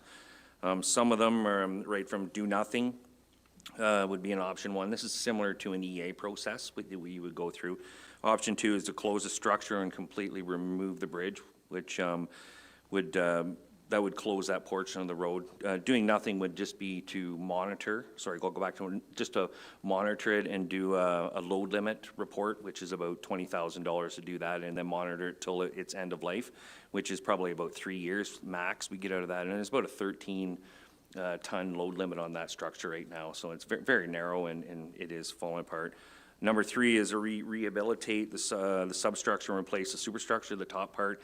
I'm not a big fan of that because you're just spending a lot of money and then turning around and putting the same load limit on it. So I'm not a huge fan of that. And then the last two options, four, is replace it with a precast concrete or replace it with a concrete slab. Very similar, a little bit difference in price. Basically, one you pave over every 20 years, and the other one you will just do like on the 14th and 12 out here, you just do concrete repairs to the deck. So very similar, the last two were very similar. So just, there's a lot of information there. We took into account agricultural equipment sizes, and we can further research that when we get into the details, but they said about a 6 meter traveled portion for agricultural equipment. So lots of information. I'm thinking it was probably a really good read for everybody. We tried to not make it too technical, but there is some technical stuff in there that we wanted to add into, some pictures. And yeah, it's timing, I guess, to complete Patrick's and finance team's budget and council's budget for 2026. So it's kind of the last piece of the puzzle for the public works end of it to see what we're going to do with this and see where we need to do adjustments within the capital budget. Thank you, Jamie.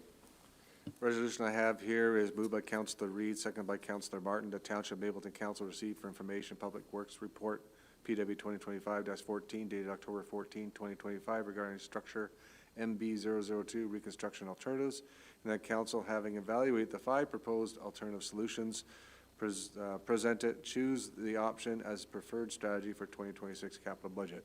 So council, we need to decide which preferred strategy that we would like to go with. Who would like to go first to? Councillor Ottens, you got that look on your face like you want to tell me a story.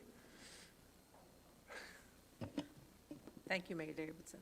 I'm the one that brought this up in the first place because I thought this bridge could close, but I didn't realize closing a bridge is not as simple as just closing a bridge. Like there's a lot more to it. So, I mean, you're not saving a lot of money in the long run, but could you put the map up there maybe so people understand which bridge we're talking about here?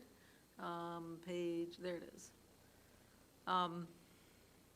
Because this, I'm not a big fan of closing a bridge in general, but this one specifically is not your typical where people have to drive around an entire block to get around. This one's just off Highway 9 there. The one and only resident would have to go around sort of a half a block. So that was kind of the catalyst for this whole proposal. But I still haven't said anything. Well, I've said lots. Still waiting. I know. A suggestion was made, can it be created so that you put like a height restriction on it to avoid the heavier equipment like the large trucks, which were a problem, I understood from Mr. Morgan, that large trucks shouldn't go on, but sometimes they would anyways, but if you limited this bridge to just regular vehicles, like a parking garage, you know, like a height restriction, then that would lengthen the lifespan of this bridge if it kept it just to that regular traffic and kept the farm equipment and the large trucks off, because I don't see a big need for that there anyways. So there's a question. There's a question from Mr. Morgan. Can we put a restriction of higher vehicles, not just load restriction, but higher vehicles? And would that, like a bridge right now is 1 to 3 years, would that lengthen the amount of time that that bridge could be in use as is? Through you, Mayor Davison, if you could go through the slides, there's actual pictures of the structure. So it's not common to do a height restriction. It's more of a load restriction. Because some of the shorter ones, some of the shorter vehicles in height are still heavy. I don't know, is that the best picture? Yeah. So it is a possibility, but it's not done very often to do the height restriction. And some lower vehicles can still be really heavy, and it's surprising how many transport trucks actually go across that. I was parked on it one day, and I could hear the truck gearing down on 109, and it wasn't a high transport truck, and it would have definitely, was a scrap metal truck, and it would have definitely went over. So I wouldn't recommend a height restriction, because you're not gonna eliminate the weight.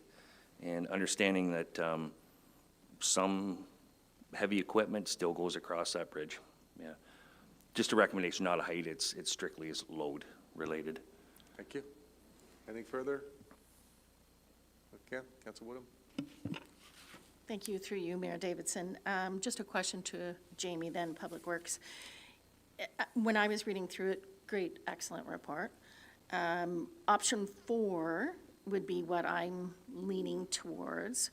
Although, is there or has there been a traffic count study done on that? And that's one question, and I guess piggyback with it to, do we know if our farmers are using this to avoid, like any farmer you'll talk to, they'll want to avoid the highway. So in avoiding 109 as much as they can, is this a through bridge that they would use? And by expanding it, because it's so narrow right now, and having the load being increased, that's again why I like option 4. Jamie? Through you, Mayor Davison, as far as the traffic counts, we don't have real good information on traffic counts. I'm actually meeting with the county next week to look at getting our own traffic counter, similar to a Black Cat. So I'm meeting with them next week so we can have more accurate information. So the traffic count, I can't answer. As far as a road, it's a Class 6, so it is gravel on both sides. And I would hope and would assume that the reason that it gets so much of the farm use is they are trying to stay off 109, because I have tried to follow some of the vehicles down there and some of the farm equipment, and they are getting bigger, right? And it's difficult on 109, and 109 is busy. So I would assume they're using that to access that part of the township. Thank you. Councilor Martin? Yeah, thank you, Mr. Mayor. I would suggest none of us up here are bridge experts. I'd rely on Jamie's expertise on where you want to go. I would agree that option number 4 kind of makes sense on the cost per year. But honestly, I think I would rely on your opinion, to be fair, on next steps. I think option 4 and 5 make good sense, but 4 is a nice happy medium, both on the time it takes to do the work and the cost per year. Outside of that, I have no idea what you're talking about on this, so nice pictures. Jamie, what's the benefits of 4 or 5 over 4? Because it's a $800,000 difference, basically? I think the to you, Mayor Davis, I think it was only 100,000. 100,000? 100,000 in the two. Either one of those is would be very acceptable to Public Works. I don't like to, I like to leave this in council's hand, but if you're looking for my advice, I'm not a big fan of closing structures. I like to keep them open for the residents. And I would be quite happy if you chose number 4 and we move forward with it. That would be my option. That's why we give two different styles of bridges with a little bit of different maintenance, $100,000 savings there. But that's my recommendation. When you start closing structures, it's really hard to catch up. And, yeah, I think that would be my opinion to council for the budget. Now, you Sorry. mentioned one of them stays concrete and one of them gets paved over? Yeah, it's in the benefits, so 4, I don't have my glasses on, so Yeah. 4 would be precast, so it would be just, so the maintenance on it would be periodic, concrete repairs, and very, very similar to the bridges going up on 12, 14, 16, like they have concrete decks. Right. The other one is more of a weatherproofing asphalt. You pave your approaches and you pave over the structure. This one here is paved, so you pave over it, and then asphalt generally has a life of 20 years, but it states in there that because it's a low-traffic road, you probably get more than 20 years out of the asphalt, which we would. Approaches and then paving over, it's more of a weatherproofing, like a waterproofing, sorry. So, yeah, that's just similar, very similar, just a little different maintenance, just a little different maintenance to them. Yeah, thank you. Councilor Reid? Through you, Mayor, I would tend to agree that option 4 seems to be the best of the 5. I don't love the idea of closing it just for emergency reasons too. Like, you never know when someone's got to jet down that road. So I would lean towards either 4 or 5, honestly, but 4 seems to be a little bit more cost savings to us. So Mr. Morgan has stated that 4 is good for him, and as Councilor Martin stated, he's more of an expert at these than we are, so if council's okay, then we'll choose option number 4 in our motion. So the bottom piece of this motion is, and that council evaluate the 5 proposed alternative solutions presented, choose option 4 as preferred strategy for 2026 capital budget. Any further questions? All in favor? It's carried.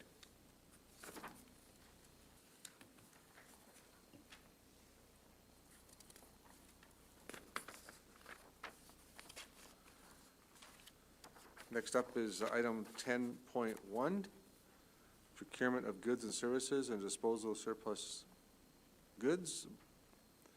We got the resolution here moved by Councilor Martin, second by Councilor Reid, that bylaw number 2025-047 being a bylaw to provide for the procurement of goods and services and disposal of surplus goods be hereby read a first, second, and third time and finally passed this 14th day of October 2025, signed by the mayor and clerk, sealed with a corporate seal. Questions from members of council on this? Any further questions? All in favor? It's carried. Next item up is item 10.2, moved by Councilor Reid, second by Councilor Martin. Bylaw number 2025-048 being a bylaw to establish the fees and charges for various services provided by the municipality, and repeal bylaw number 2024-048 and any amendments thereto be hereby read a first, second, and third time and finally passes 14th day of October 2025, signed by the mayor and clerk and sealed with a corporate seal. Questions on this? Any further questions from last meeting? All in favor? It's carried. Item number 11, there's correspondence for council's direction. 11.1, moved by Councilor Martin, second by Councilor Reid, the Township of Mapleton Council received for information the attached County of Wellington Committee Report regarding County Official Plan Review, OPA 131, Rural and Area Policies, and growth dated September 11th, 2025. Questions on this from council? All in favor? It's carried. Correspondence for council's information. The clerk has been very good to provide us 22 this time. Thank you, Mr. Clerk, 22 of them. Talk about good reading. Anybody on council want to bring up any one of these 22? Councillor Reid. Thank you, through your mayor. I just wanted to speak to 12.1 and just state that along with the parents in this room, that there's another resident letter there in regards to the motion at 15.1. Thank you. Anything further from council?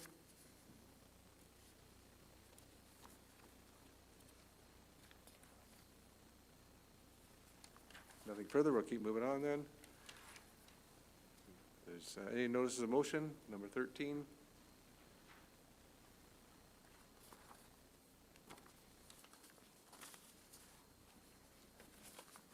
All right. And we'll go to 15, other business. 15.1 is the before and after school program, which was the motion that was put on the floor. And I would like to thank all the parents for the emails and the phone calls in support of the township-run program. Obviously, you're very passionate about liking what we put together over the years, and for your support in keeping the program. And your voices were heard, and thank you so much for that. Thank you for the delegations today, for the phone calls, the emails that we received over the last few weeks. And the intention of the motion was never to remove the program from Drayton Heights Public School, but to have a provider for the program other than the township. Operating a program like this is not actually part of the municipality's core mandate. It was put in place because there was no service provider wanting to come to operate in Mapleton. And as was stated earlier, with the new Catholic elementary school and child care center coming to our community, there are providers interested in providing services in Mapleton. However, following further conversations with staff at both schools, staff at the County of Wellington, and after careful consideration of your advocacy and of our program, the motion to end our BASP, I am withdrawing. So we will not go forward with that today. So thank you so much for your advocacy for all the families and parents out there, and grandparents, because we got that too. Councillor Reid. Through you, Mayor, I think this motion still requires some conversation here in this room. There's a lot of people here that have come to advocate for it, and I think council probably has some questions that we'd like answered as well. Go ahead, Councillor Reid. I'll start with my question. Knowing this motion came forward, I'm just wondering what authority did we have for you to go on our behalf to providers before consulting council with this change? So your question is, why did I talk to the Catholic School Board or the Public School Board? To anyone without the recommendation of all of council to go forward with staff to have those conversations? Looking for a program or speaking to people outside of council, any one of us can do. We can have those discussions. And when we're looking at the before and after school program, with the new Catholic school coming forward, discussions were had with the County of Wellington on our program and what would be coming forward. So that is conversations that took place that I had, and I put the motion on the table from the conversations and the knowledge I had. Go ahead.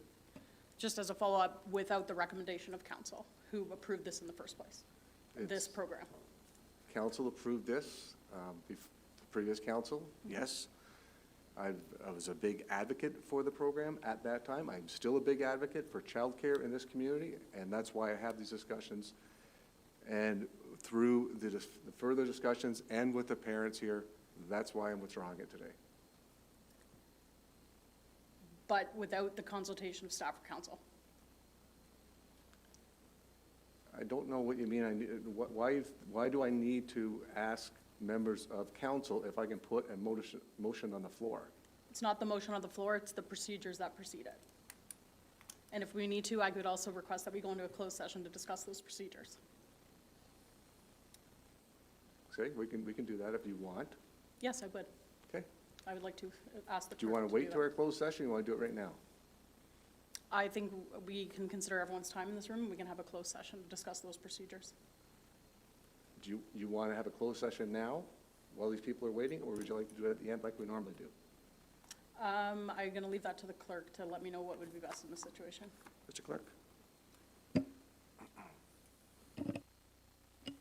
Certainly, if council has a motion on the floor and a seconder and choose to go into closed session, we'll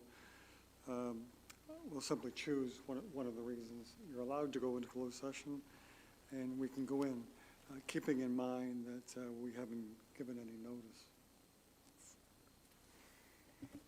So Council Reid has put a motion on the floor then of going into a closed session. Does Council Reid have a seconder to go into motion or closed session now for the purpose of discussing before and after school program? She wants, is there a seconder to go into a closed session now for this purpose to talk about the before and after school program as Council Reid put it? Okay, we have a seconder that, to put that on there. Any discussion on that? Council Martin? Yeah, on what grounds are we going into closed session? There's specific criteria that we need to go into a closed meeting, so I think we should be very transparent about that, too. Okay. Council Reid?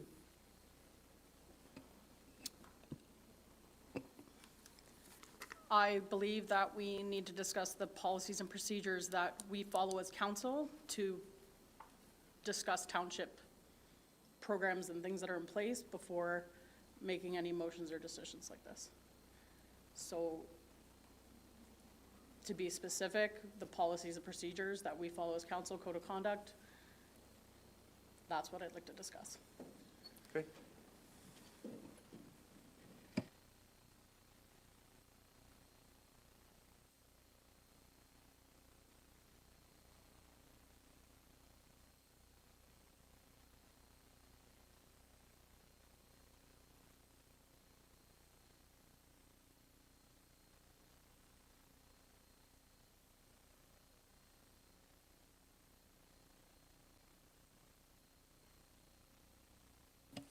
Perhaps before we go into closed, we should just take a minute and I can double check that we're allowed to. We don't want to break any, we don't take. Do you want to recess then, Mr. Clerk? Just for a couple of We'll minutes. do a few minute recess then. Okay, thank you.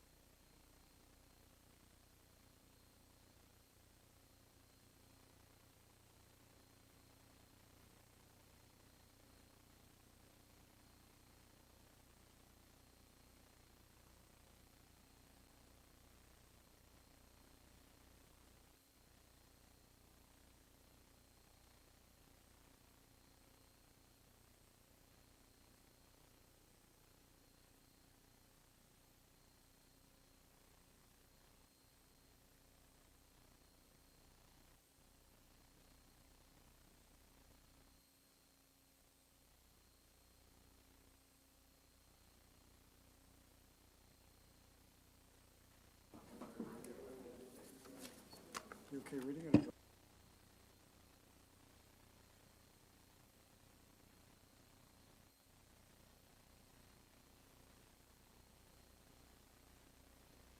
You gotta move her in a second. All right. Thank you for your patience. We have a motion on the floor that the Township of Mapleton Council go into a closed session meeting for the purpose of educating or training of the members. Moved by Councilor Reed, seconded by Councilor Ottens. All in favor? Oh, yeah. Do you want a discussion first? Go ahead, Councilor Martin. I think we're grasping at straws. I don't think we should be afraid of having a colorful and candid adult conversation in public. I hate the perception of things getting colorful and then we dive into closed session. I don't think these folks sat through Mr. Kelly's budget presentation to just watch us go into closed session, so I don't support the motion. Anybody further wish to speak? Okay, I'll ask the question again. All those in favor of going into closed session? Then the motion fails. So we'll stay in open session.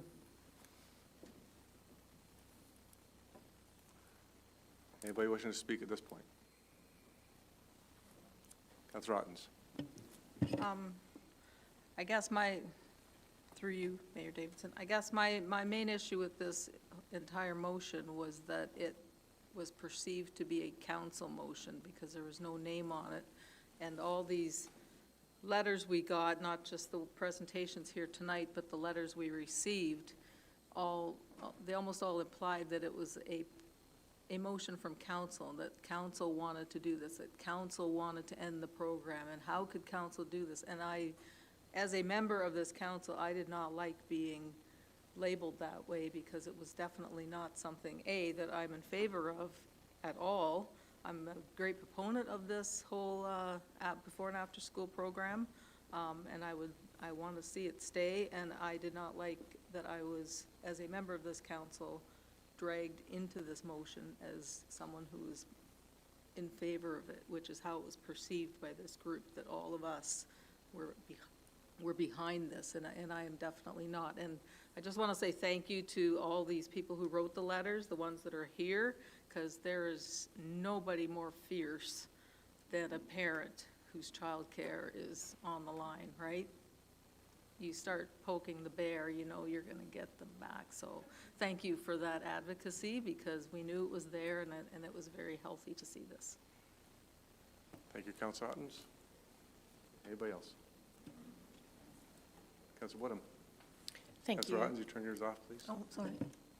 Through you, Mayor Davidson, I just wanted to also to comment, similar to Marlene, in that the whole process of notice of motion, I understand it as that if I want to bring something forward for council's consideration, and if council agrees, then it will move forward to the staff to come back and look into it and find out all the ins and outs of it.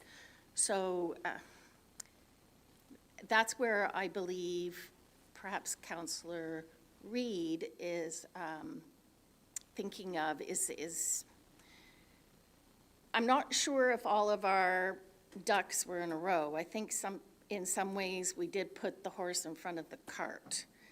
And a notice of motion, yes, let's bring it onto the floor. Then if it's council support, because again, once a notice of motion is here, it was tonight, was when it was to be discussed, and whether or not council was going to support it.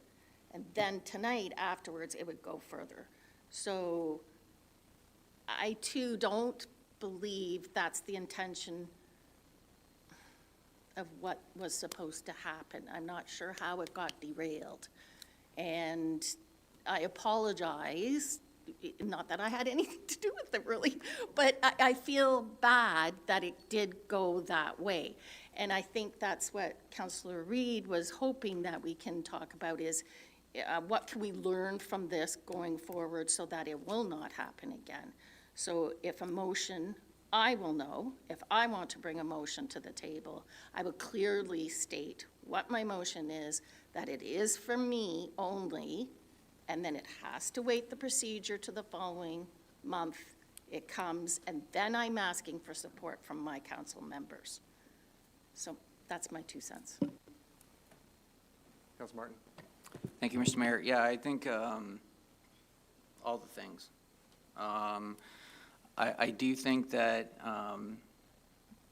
we need to be clear that, as Councillor Woodham articulated, tonight's the first night this has seen the light of day with council. This was going to be the first discussion point, right? So a normal process for a notice of motion is like, I could put a notice of motion on the floor and we could talk about it at the assigned council.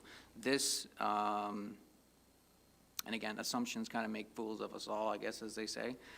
This got moved back another meeting just because of the timing, right? Because we wanted to make sure that the last meeting was an afternoon meeting and then parents coming to a meeting. So it got moved another 2 weeks, right? So the optics of it, I would suggest, are what they are, but this is the first time that this resolution, this notice of motion has been talked about with council, right? Like there's no, what'd you say, Steph, closed door conversations, right? So I think anybody can have a conversation about anything. As an elected official, you can have those conversations as a matter of process, and then you bring a notice of motion forward to talk about, see if you have the support of council, and then you kind of move forward after that, right? So as far as process goes, I don't know, this followed the process. It was just, it took us a little longer to get there, I think, out of consideration for people that were interested.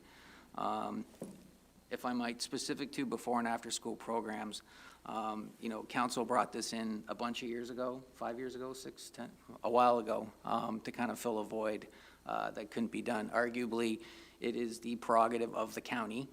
We all know this, right? When this program got introduced, it was going to be a cost-neutral program to the taxpayer. It's not. It's subsidized by the taxpayer. So I think, you know, there needs to be a realistic conversation, I think, about who pays for it, because right now, local taxpayers and the users are paying for it twice, arguably, both with township levy and with their county levy.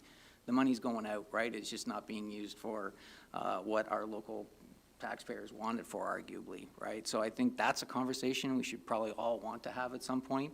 But until, I think you articulated it during your, when you rescinded this notice of motion, is that, you know, those ducks aren't all lined up yet as far as who and what the operator would look like down the road, and nobody's looking to leave kids or parents in a lurch, right? That was what you'd said, right? So I think as far as like how this came to be and how it got to council, a notice of motion is exactly what I could do, what you could do, what anybody could do.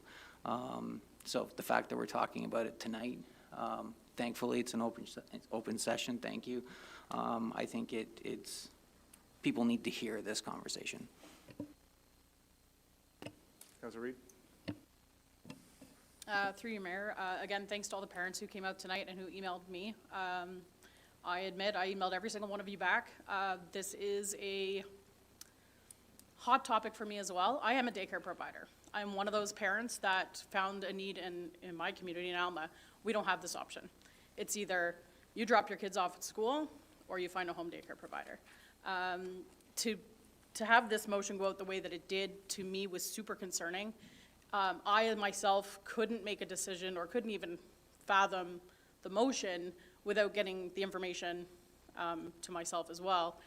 And when asked, I found that it really seemed like our staff weren't aware too. And that to me is something that is hard, because they are the ones that are going to take, no offense to any parent in this room, the brunt of the concern that is going to come from the parents back to us. The same we were getting through email. And I really feel like there is a disconnect here, whether it's cart before the horse, whether it's a bit of reaching beyond the conversations that were had that maybe were a bit of a reach for the person having them. In all honesty, we keep hearing that the county wanted something to do with us looking into this. I myself reached out to Louisa. She wanted nothing to do with this process, according to her, and that's a quote from her directly. I spoke to her last Tuesday. So I really have a hard time understanding why this would even come to council here without our staff, our CAO, our manager, our staff that are in that building not knowing a thing about this. That is the problem I have. Anybody further? All right, so this notice of motion was put in place, like Councilor Martin said, it was 4 weeks ago. It was a discussion point that I had with the CEO prior to it coming to council, so the CEO was aware that it was going to be coming to council. Yes. We talked about childcare. We talked about replacing childcare. That was mentioned, replacing the like full childcare in the Catholic School Board. And I mentioned to you, absolutely, childcare is perfect. In fact, when I was in Petrolia, we replaced the community center staff with the YMCA because they can run it. We talked about childcare. I'll say that. Thank you. We spoke about the CARE program. My recollection is different than the CEO's. That's okay? Anyway. The notice of motion, as Councilor Martin put out, as any member of council can do, put a notice of motion in place for council to discuss. When you put it in place, it usually gets discussed at the next council meeting, which is our procedures.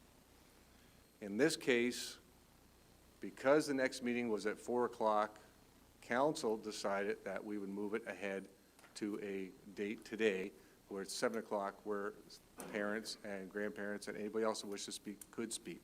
We knew it was going to be something that people would want to talk about. So that's why it was moved to this day, and that's why it took a little bit longer to get here.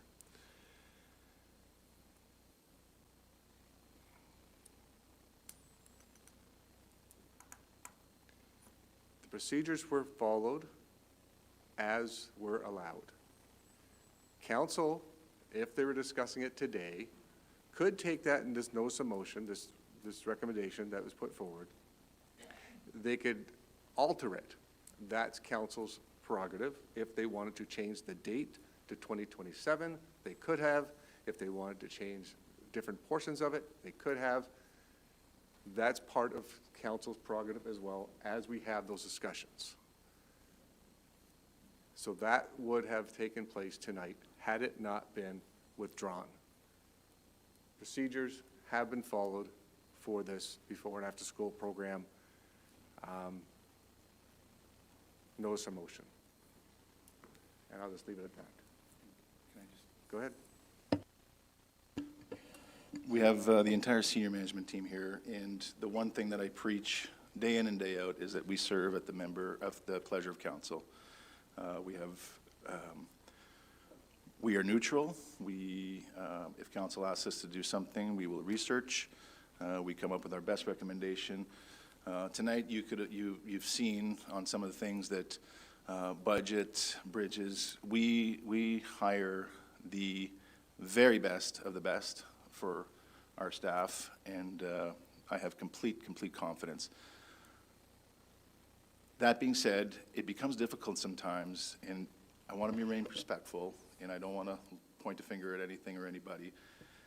Where we struggled greatly is receiving the calls, receiving calls from parents, receiving calls from the school boards, with literally zero information to be able to have an educated conversation with the callers. You know, both school boards called. Both school boards are extremely happy with the way things are going. I do understand council's desire sometimes to look at cost savings. And like I said before, we absolutely serve at the pleasure of council. But I guess as a CAO, and the CAO is the one staff the council have, and the rest of the staff report to me directly or indirectly. It was an extremely hard month with no answers, not privy to any information that was discussed. It was just a difficult situation for all of us. I try to manage, and I'll speak for myself, I try to manage that the best possible way. And I keep saying we serve at the pleasure of council. This is council's thing. However,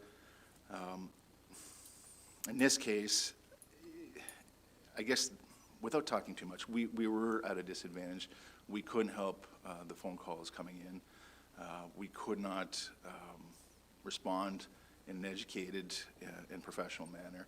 And then they started questioning our process and what we do, and that's kind of where I struggle a little bit, where we didn't look as professional as we normally look, and it just was difficult.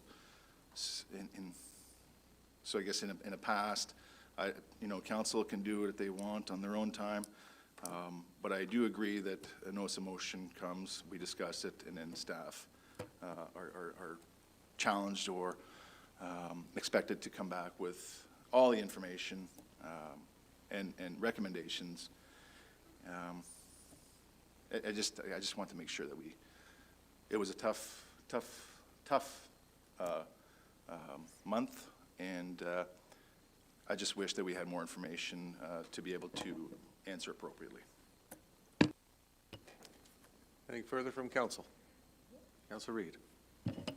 I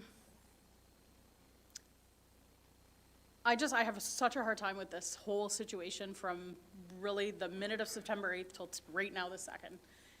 We as council cannot do what we do without knowing without knowing what's going on, without knowing the conversations.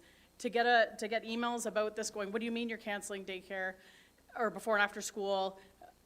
What are you guys doing? To hear that our staff know nothing about what's happening behind the scenes, to the point where we hold a contract with the Upper Grand for this, and they knew nothing about conversations, or had that our staff didn't know what was going on, and they get a little bit confused as to why our staff aren't in the loop, is mind-boggling to me in a situation like this. Like, there is absolutely no reason that yourself, Mayor, couldn't have given us, in the last 4 weeks where we've sat here, listening to parents worry about what June 2026 is going to look like, let alone September 2027, for their children and other children in this community, moving here, coming here, what have you, when we thrive to say in Mapleton that we look after, and you're quoted in our budget process saying that you thrive to consider the care of the children, this motion did not come across that way. And I'm not sure how else to say that in a way to make you understand that the process prior to today, and you giving your reasoning for pulling the motion, that is the most information I've heard directly from you. I heard more information from moms who had to call you and ask for it, or from people I had to then go and do the research to find out. When in reality, I really do believe if you're canceling a program in which we have an actual contract with a vendor as the Upper Grand, that it should have come to our staff to have those conversations, not you, on behalf of people who did not give you that permission.